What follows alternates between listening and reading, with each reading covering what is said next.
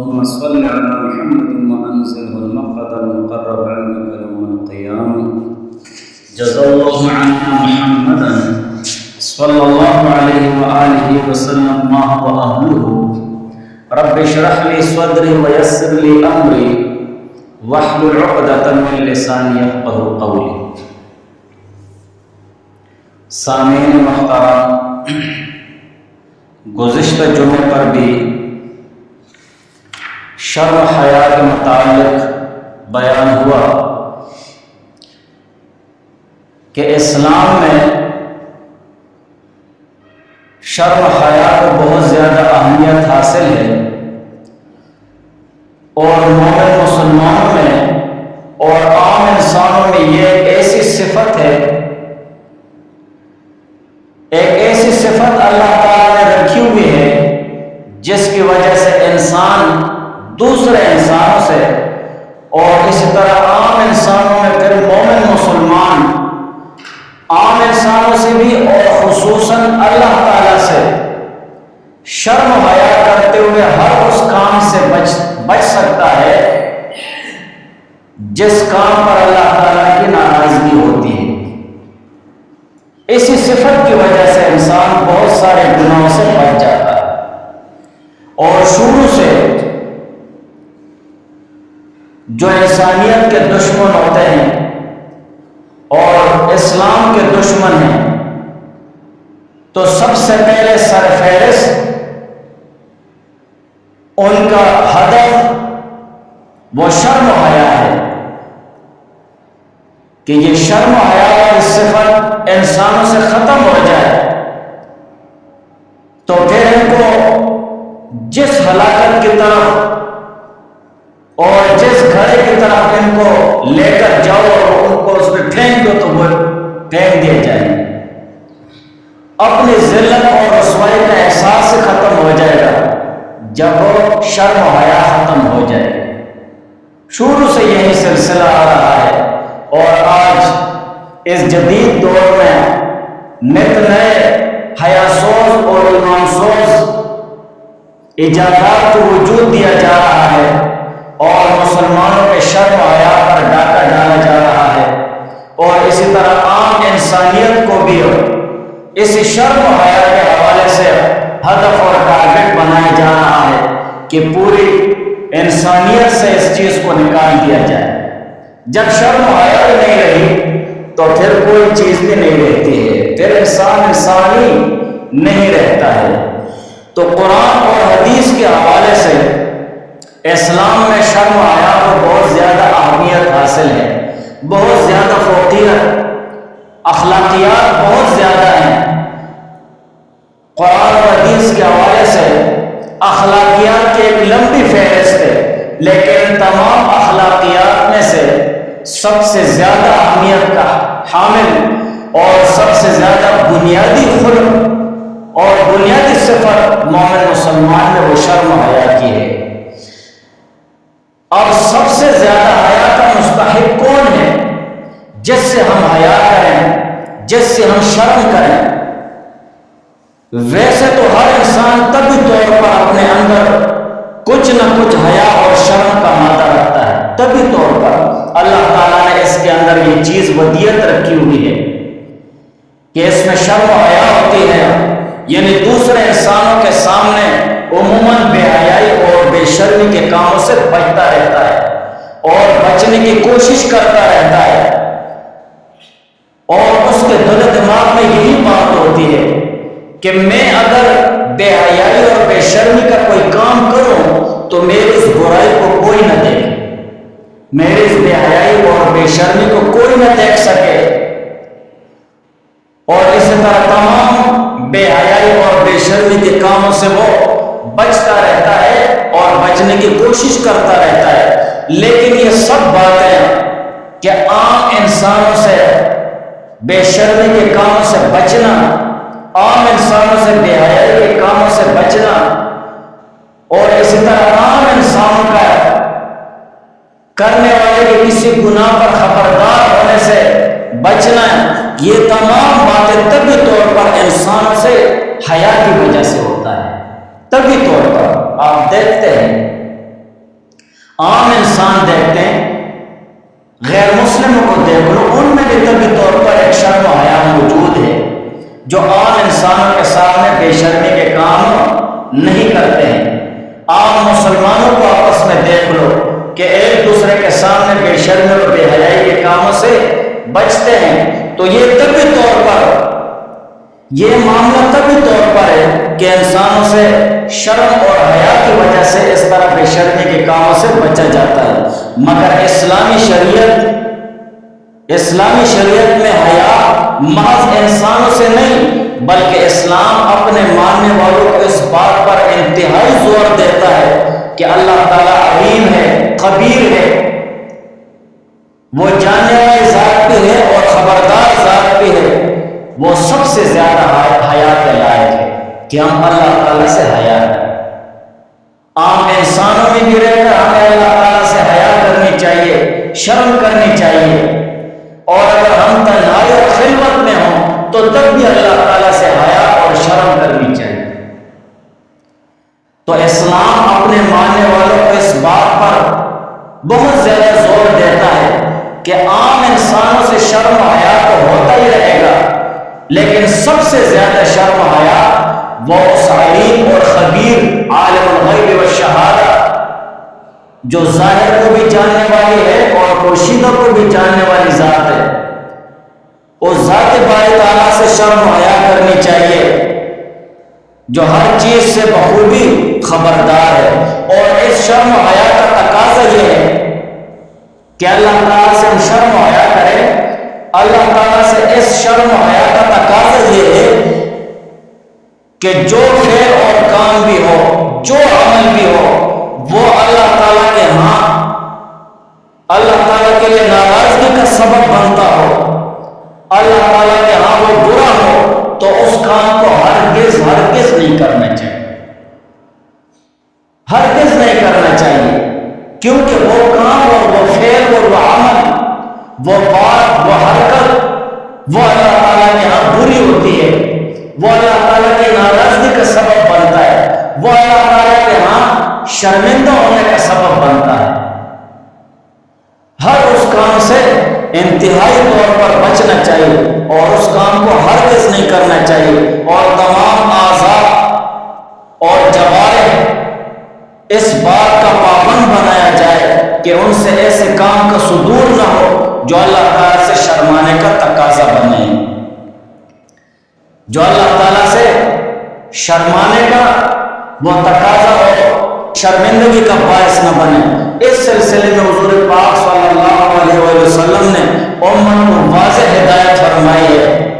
چنانچہ حضرت عبداللہ بن مسعود رضی اللہ تعالیٰ عنہ سے روایت ہے، قال قال رسول اللہ صلی اللہ علیہ وسلم ذات یوم، کہ حضور پاک صلی اللہ علیہ وسلم نے ایک دن فرمایا، استحیوا من اللہ عز وجل حق الحیا، کہ اللہ تعالیٰ عز و جل سے حیا کرو، شرم و حیا کرو اللہ تعالیٰ سے، جیسے اللہ تعالیٰ سے شرم و حیا کرنے کا حق ہے، جیسے اللہ تعالیٰ کی ذات سے شرم و حیا کرنی چاہیے، اس طور پر شرم و حیا کرو۔ قال قلنا یا رسول اللہ انا نستحی والحمد للہ، راوی فرماتے ہیں صحابہ نے عرض کیا تمام تعریف اللہ تعالیٰ کے لیے ہیں، یا رسول اللہ ہم تو اللہ تعالیٰ سے حیا کرتے ہیں، ہم تو اللہ تعالیٰ سے حیا کرتے ہیں۔ قال حضور علیہ السلام نے فرمایا لیس ذالک، بات یہ نہیں ہے، بات یہ نہیں ہے، ولیکن من استحیا من اللہ حق الحیا، بلکہ جس نے اللہ تعالیٰ سے حیا کی اس طور پر کہ جیسے اللہ تعالیٰ سے حیا کرنی چاہیے، جیسے اللہ تعالیٰ سے شرم و حیا کرنی چاہیے، اس طور پر اللہ تعالیٰ سے اس نے حیا کی، فَلْيَحْفَظِ الرَّأْسَ وَمَا وَعَى، تو تین باتوں کا اہتمام کرے گا،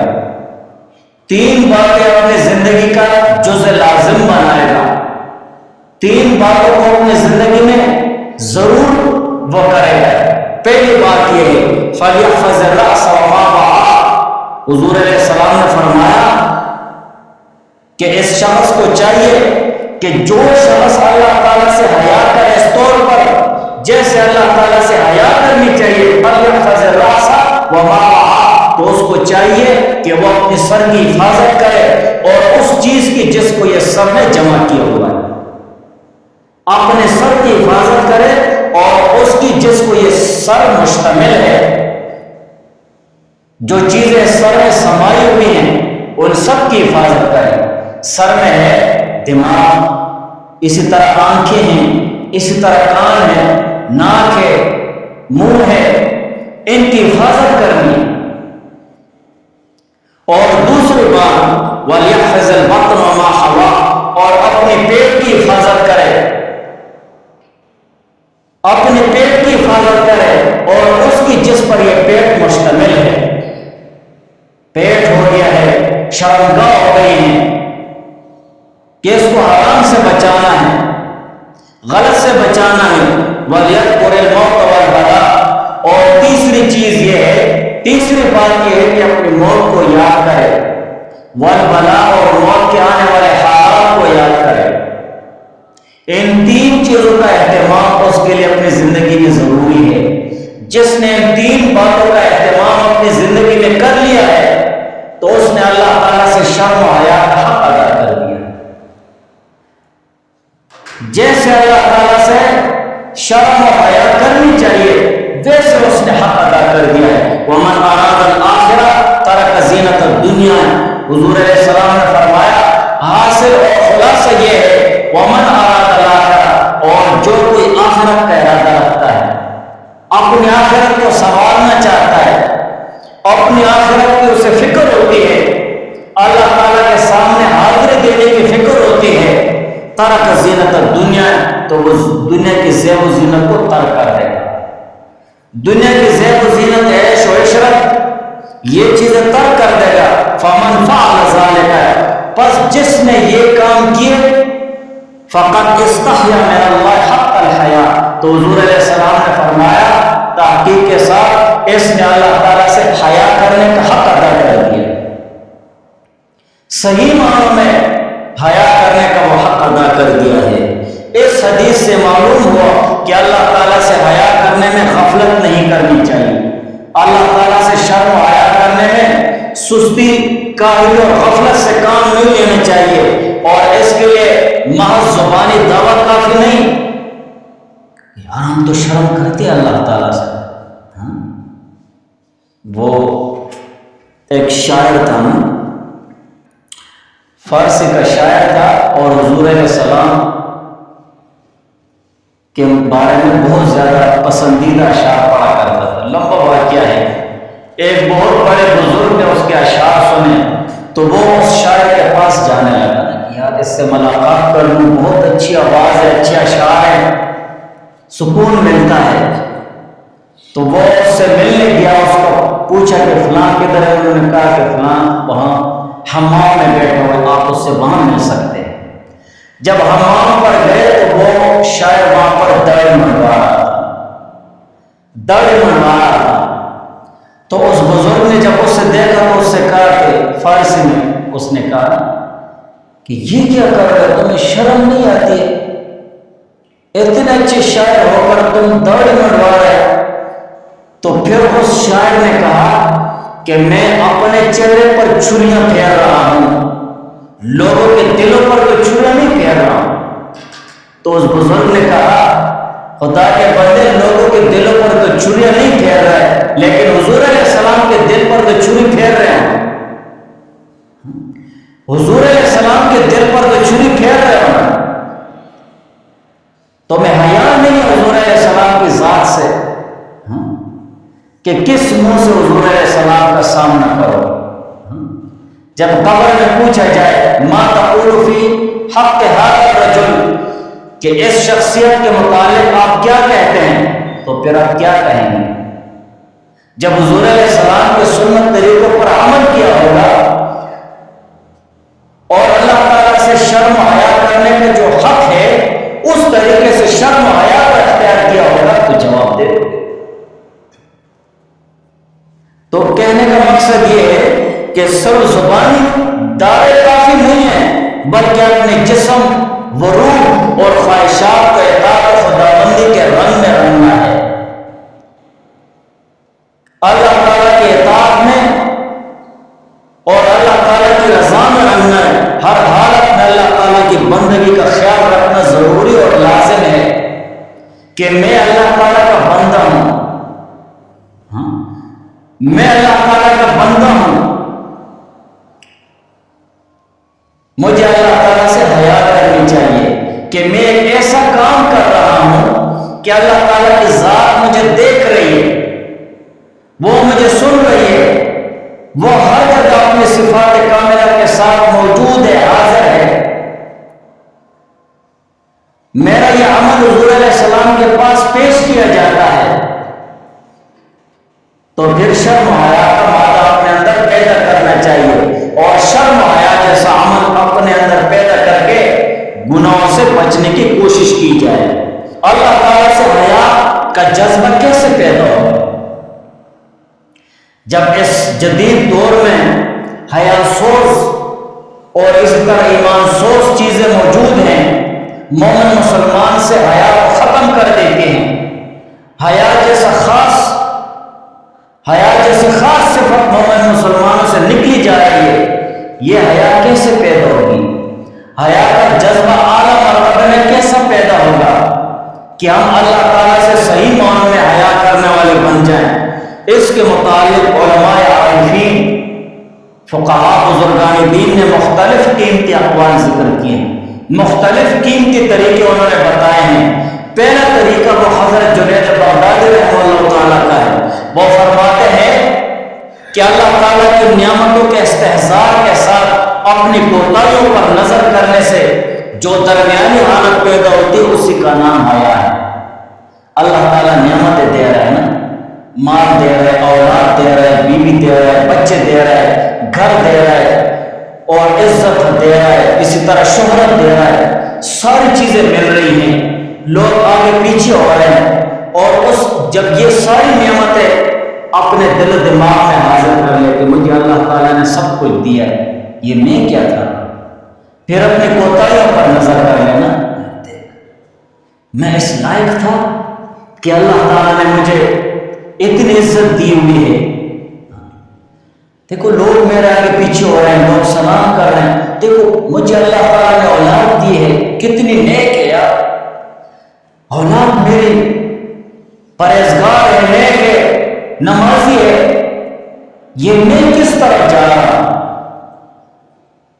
میں کتنی کوتاہی کر رہا ہوں اللہ تعالیٰ کی دی ہوئی نعمتوں میں۔ اللہ تعالیٰ نے مجھے دین اسلام دیا ہے، کتنی کوتاہی کر رہا ہوں۔ اللہ تعالیٰ نے مجھے مال دیا ہے، ایک نعمت ہے اللہ تعالیٰ کی، اپنے دل و دماغ میں حاضر کیا، اللہ تعالیٰ نے مجھے مال دیا ہے، اچھی تنخواہ ہے، اچھے پیسے ہیں، پیسے بچتے ہیں، الحمدللہ، لیکن یار میں کتنی کوتاہی کر رہا ہوں۔ خود بخود جو درمیانی حالت پیدا ہوتی ہے اسی کا نام حیا ہے۔ اور اسی طرح محمد بن فضیل رحمہ اللہ تعالیٰ نے فرمایا کہ حیا اس طرح پیدا ہوتی ہے کہ اولا تم اپنے محسن کے احسانات کی طرف نظر کرو، احسان کرنے والی ذات اللہ تعالیٰ کے احسانات کی طرف نظر کرو کہ تم پر اللہ تعالیٰ نے کتنے احسانات کیے ہوئے ہیں۔ تمہیں اللہ تعالیٰ نے جسم دیا ہے، جسم کے تمام اعضاء اپنے اپنے جگہ پر برابر ہیں، جو حسن کا اعلیٰ معیار قرار دیا جاتا ہے۔ تمہاری بینائی ہے، اسی طرح تمہارے کان وہ سنتے ہیں، زبان میں گویائی ہے، اور ناک سے آپ سونگھ سکتے ہیں، یہ تمام نعمتیں ہیں۔ ہاتھ پاؤں سے تم کام کاج کر سکتے ہو، چلتے پھر سکتے ہو، دل دماغ سے سوچ سکتے ہو۔ انسان خود ایک جہان ہے، خود اللہ تعالیٰ کی نعمتوں کا مرکز ہے۔ صرف اپنی ایک آنکھ کو لے لے کہ کتنی عظیم الشان نعمت ہے۔ اگر کسی ایک شخص کی آنکھ نہ ہو تو کتنی تکلیف میں ہوتا ہے۔ تو اس محسن عظیم اللہ تعالیٰ کے احسانات پر نظر کرو، پھر غور کرو کہ ان احسانات کے بدولت تم اپنے احسان کرنے والے کے ساتھ کیسی زیادتیاں کر رکھی ہیں، اللہ تعالیٰ نے آپ پر احسان کیا ہے، آنکھ دی ہے، تمہیں اللہ تعالیٰ نے نعمت دی ہے، لیکن اس دی ہوئی نعمت کے ذریعے تم اس کی کتنی نافرمانیاں کر رہے ہیں، اس میں کتنی کوتاہیاں کر رہے ہیں۔ انسان سوچتا ہے نا یار مجھے اللہ تعالیٰ نے آنکھیں دی ہیں، دیکھو کتنا بڑا احسان کیا اللہ تعالیٰ نے مجھ پر، اور اس احسان کرنے والی ذات اسی احسان کے ذریعے میں اس کی کوتاہی کر رہا ہوں۔ مجھے اللہ تعالیٰ نے مال دیا ہے، اس مال کو صحیح استعمال کرنے کے بجائے جس ذات نے میرے اوپر مال کا احسان کیا ہے اسی احسان کے ذریعے میں اس کی کوتاہیاں کر رہا ہوں، اسی احسان کے ذریعے میں اس کے خلاف خرچ کر رہا ہوں۔ تو یہ جو کوتاہیوں پر اپنے نظر کرنا ہے، جب تم ان دونوں باتوں کا استحضاء کرنے لگو تو انشاءاللہ حیا کا جذبہ خود بخود اندر پیدا ہو جائے۔ لیکن ہم یہ چیز کرتے نہیں ہیں، ہم اس چیز سے غافل بنے ہوئے ہیں۔ غفلت میں نہیں پڑنا چاہیے، بلکہ اللہ تعالیٰ کی دی ہوئی نعمتوں اور اپنے کوتاہیوں کا محاسبہ کرنا چاہیے کہ اللہ تعالیٰ نے کتنی نعمتیں مجھے دی ہیں اور میں ان نعمتوں کے ذریعے اللہ تعالیٰ کی کتنی نافرمانیاں کر رہا ہوں، ان نعمتوں میں کتنی کوتاہیاں کر رہا ہوں۔ تو علماء عارفین فقہاء کے اقوال کا حاصل یہ ہے کہ ہمیں اولاً سب سے پہلے اللہ تعالیٰ کے انمول اور بے حساب نعمتوں کو یاد رکھنا چاہیے جو ہم پر ہر وقت بارش کی طرح برس رہی ہیں۔ کتنی نعمتیں اللہ تعالیٰ کی، پھر یہ دیکھنا چاہیے کہ ہم ان نعمتوں کا کیا حق ادا کر رہے ہیں۔ خود بخود شرم و حیا کا مادہ پیدا ہو جاتا ہے۔ دنیا داری کے حوالے سے دیکھو، ہم سے اگر کوئی بار بار اچھا کر رہا ہے پھر ہم کہتے ہیں یار مجھے شرم آتی ہے اس سے پھر کہو 10 آدمی تو اس نے میرے بردی کر دی کہتے ہیں یار 10 آدمی اس افسر نے میرے بردی، مجھے شرم آتی ہے یار، بس یار میں اور نہیں آ سکتا۔ حیا آتی ہے نا، کیوں اس کے احسانات سامنے ہو جاتے ہیں۔ یا ہم اگر کسی کو لے آئیں اور وہ ہمارے احسان میں ٹکرا کر لات مار کر نکل جاتا ہے، یار اصل میں یار شرمندہ کر سکے، بے عزت کر سکے، یار خیال ہے نہ رکھے، تو اگلے نے احسان کیا ہوتا ہے۔ یہ دنیا داری کے حوالے سے، دنیا داری کے حوالے سے ہم اتنا سوچتے ہیں، اس لیے ہمیں نقد نظر آتا ہے نا۔ جو اللہ اور اس کے رسول سے شرم و حیا ہے تو اس کا اصل فائدہ اور ثمرہ اور اصل پھل یہ تو قیامت کے دن نظر آئے گا کہ ہم اللہ تعالیٰ کی نعمتوں اور احسانات کو اپنے سامنے رکھیں اور پھر یہ سوچیں کہ ہم ان کا کتنا حق ادا کر رہے ہیں اور ہم اس میں کتنی کوتاہیاں کر رہے ہیں۔ جب ہمارا یہ معاملہ ہوگا تو خود بہت شرم و حیا کا مادہ پیدا ہو جائے گا۔ تو ہمیں اپنے اندر شرم و حیا کا مادہ پیدا کرنا چاہیے، شرم و حیا جیسی صفت کو اعلیٰ معیار تک پہنچانا چاہیے۔ حضور علیہ السلام نے فرمایا کہ اللہ تعالیٰ سے شرم و حیا کرو جیسے اسے شرم و حیا کرنے کا حق ہے، ایسے شرم و حیا اپنے اندر پیدا کرنی چاہیے، اور جو بے حیائی اور بے شرمی کے کام ہیں تو ان سے بچنا چاہیے۔ قرآن میں اللہ تعالیٰ فرماتے ہیں یا ایھا الناس کلوا مما فی الارض حلالا طیبا، کہ اے لوگو زمین سے جو چیزیں تم لے رہے ہو ان میں سے پاک اور حلال کھاؤ، حرام مت کھاؤ۔ ولا تتبعوا خطوات الشیطان انہ لکم عدو مبین، اور شیطان کے قدموں کی تابعداری مت کرو، وہ تو تمہارا کھلا دشمن ہے۔ انما یأمرکم بالسوء والفحشاء، بے شک وہ تو تمہیں بے حیائی، بے شرمی اور برائی کے کاموں کی تعلیم دیتا ہے۔ اور اس طرح وَأَن تَقُولُوا عَلَى اللَّهِ مَا لَا تَعْلَمُونَ، اور اللہ تعالیٰ پر جھوٹ باندھو، اللہ تعالیٰ کے بارے میں ایسی باتیں کرو کہ جس کو تم نہیں جانتے ہو۔ تو بے شرمی اور بے حیائی کے کاموں سے بچنا چاہیے۔ کوشش یہ ہونی چاہیے کہ ہم اللہ تعالیٰ کی نعمتوں کا استحضار یعنی دل و دماغ میں حاضر کرنے کے لیے وقت نکالیں۔ جو بار بار میں کہہ رہا ہوں کہ بھائی آپ وقت نکالیں، مسجد میں بیٹھا کرو۔ مسجد میں یہ چیز خود بخود انسان کے اندر آ جاتی ہے مسجد کے لیے 10-20 منٹ 15 منٹ آدھا گھنٹہ نکالنا چاہیے. جب تک ہم اللہ کے گھر کے لیے وقت نہیں نکالیں گے اس وقت تک ہمارا اندر کا باطن اور باہر کا ذائقہ کبھی بھی نہیں سدھر سکتا. دن بدن پستی کی طرف جاتے رہیں گے، اعمال کے حساب سے بھی اور دنیا داری کے حساب سے بھی اور آخرت کے حساب سے بھی. یہاں مسجد میں جو شخص وقت دیتا ہے اور مسجد میں اللہ تعالیٰ کا ذکر کرتا ہے اور اللہ تعالیٰ کی نعمتوں کا شکر ادا کرتا ہے، اس کا اثر اس کے اندر نہیں ہوتا ہے. صرف اس کے اندر نہیں ہوتا ہے اس کا اثر،